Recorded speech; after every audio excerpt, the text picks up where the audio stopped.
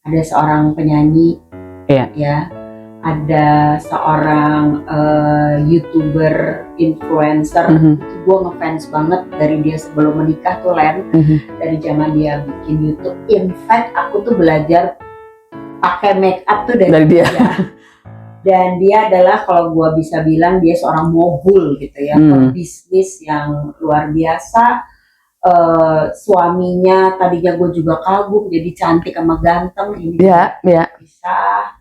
Kemudian ada seorang pelawak yang juga akhirnya pisah gitu ya, hampir di bulan yang sama gitu.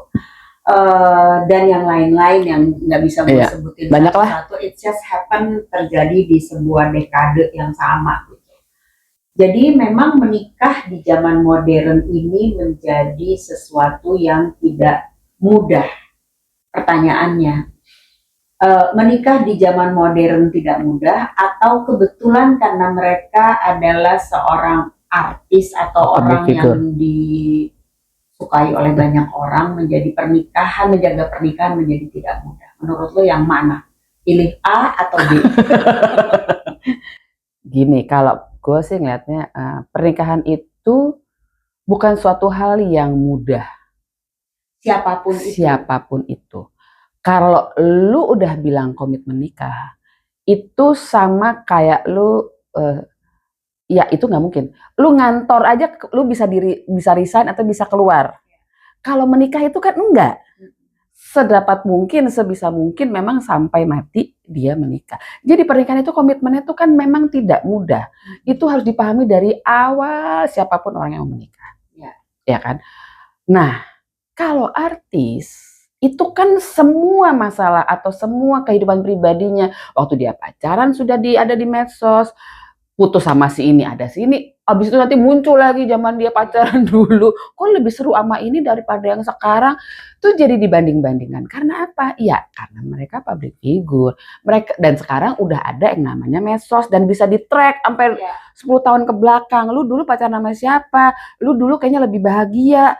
Itu aja udah bisa memicu yang tadinya kayaknya hal-hal simpel di dalam menjadi kayak ada banyak kompor-kompor lainnya ketika orang menemukan ternyata jejak digitalnya zaman dulu tuh si X tuh gini ya, kok bisa sih kawin sama si ini, jangan-jangan cuma mewe. Nah itu yang membuat rentan banget.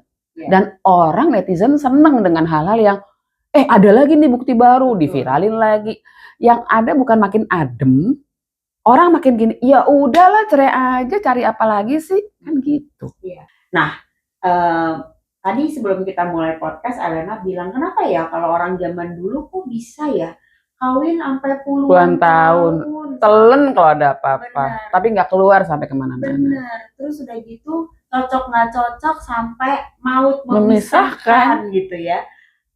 Gue inget ya, karena di zaman dulu pun kayaknya gue satu-satunya murid dengan orang tua yang bercerai, di SD bahkan di SMP gitu ya.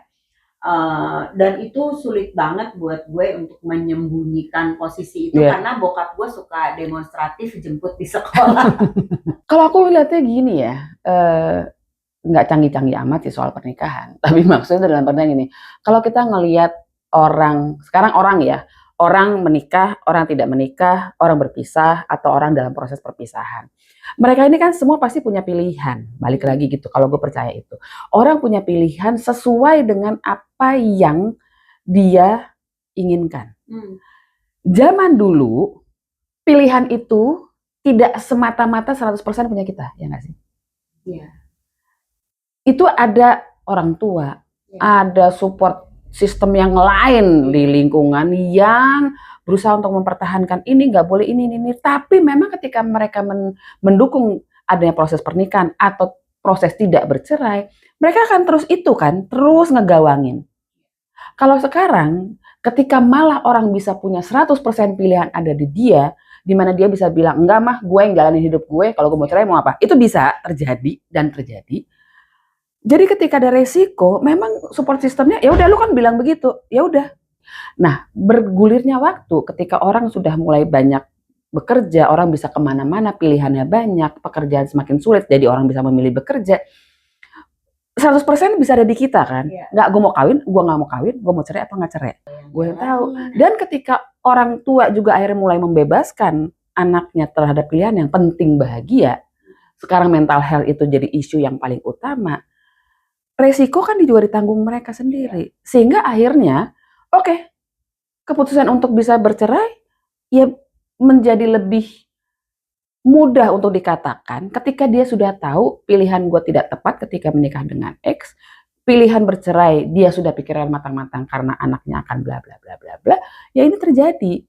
Gitu akan menjadi lebih suatu flow yang tidak bisa dihindari karena ini memang sudah proses yang dia pikirkan gitu kan. Itu terutama untuk perempuan ya, Len. Iya. Maksudnya di dalam perceraian itu perempuan itu kan selalu yang dikhawatirkan oleh masyarakat bahwa dia akan rentan dan tidak kuat mengalami prosesnya gitu.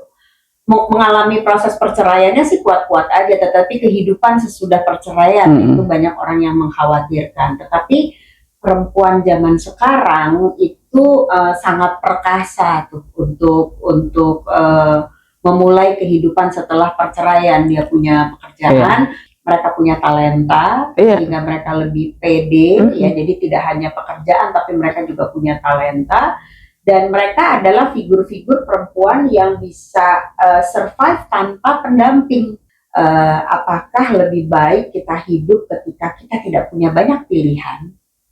Ya, sehingga kita bisa komit di dalam sebuah perkawinan apapun itu bentuknya, atau jangan-jangan memang ketika kebebasan itu membuat kita bebas memilih gitu, tetapi ya gini deh, kita melewati babak belur, ada yang mencoba untuk kedua kali menikah, ada yang mencoba untuk ketiga kali menikah. Jangan-jangan zaman dulu tuh memang lebih baik gitu. What do you think? Setiap masa menurut gue ada baiknya juga sih pasti gitu loh. Tapi kecenderungan dunia berputar kembali kepada yang pasti ada yang berputar ajaran lama gitu ya. Ketika ada satu stuck di satu sistem yang tidak berfungsi dengan baik, orang akhirnya kan kembali. Sekarang orang udah mulai di luar negeri, orang udah mulai maki-maki ChatGPT. Baru juga 1 tahun, 2 tahun orang di sini, orang udah maki-maki ChatGPT. Orang balik lagi ke buku, orang balik lagi ke vinil gitu ya. Orang balik lagi ke kamera. Kalau perlu cuci kalau bisa sekarang gitu ya. Jadi menurutku bisa aja yang menurut lu bilang itu baik. Orang kan belajar makanya gini, ketika orang punya wawasan yang luas, dia sampai segini teknologi, ketika dia belajar lagi kemudian dia tahu history, dia tahu lagi sejarah peradaban dan segala macam, bisa jadi orang akan kembali kepada, karena apa? Sekian banyak mungkin ya ketika dari riset, sekian banyak keberhasilan teknologi sampai ke sini ketika jatuhnya lebih cepat, dan sekian banyak ketika orang melakukan tradisional thing dengan ritual zaman dulu ternyata itu lebih sustainable. Orang bisa balik ke zaman dulu. Karena apa? Resikonya ternyata tidak banyak. Kemudian sebuah hal itu bisa berjalan jauh lebih langgeng, bisa berjalan lebih loyal misalkan, bisa aja balik. Karena apa? Mungkin bukan pilihannya tidak banyak, tapi orang lebih punya pemahaman pilihan itu dengan cerdas. Jadi bukan lu ada pilihan A, B, C, lu mau A ini, B ini, C ini, enggak. Gue pilih C deh, kayaknya lebih enak resikonya, enggak. Tapi A itu gini, B itu gini, C itu gini, sampai ada pertanyaan terbuka. Nah, ini yang dia jahit sendiri karena dia punya pemahaman pilihan A, B, C. Gue tailor made. Karena orang kan selalu bisa bikin gitu kan. Nah, yang ini jangan-jangan gue bilang karena dia cocok dengan dirinya sendiri. Itu yang bisa berlaku dan itu bisa panjang. Dan itu kan proses zaman dulu. Sebelum kawin bibit bebet bobot dilihat dulu kan, akhirnya itu kan proses pemahaman dari A. Jadi kalau lu sampai ternyata duit lu kurang, laki lu nggak punya duit misalnya gitu, atau ceweknya dari awal lu nggak bisa masak tapi lu udah tahu dari awal ceweknya nggak bisa masak, ini bukan sebuah keributan, ini sebuah penerimaan, accept proses.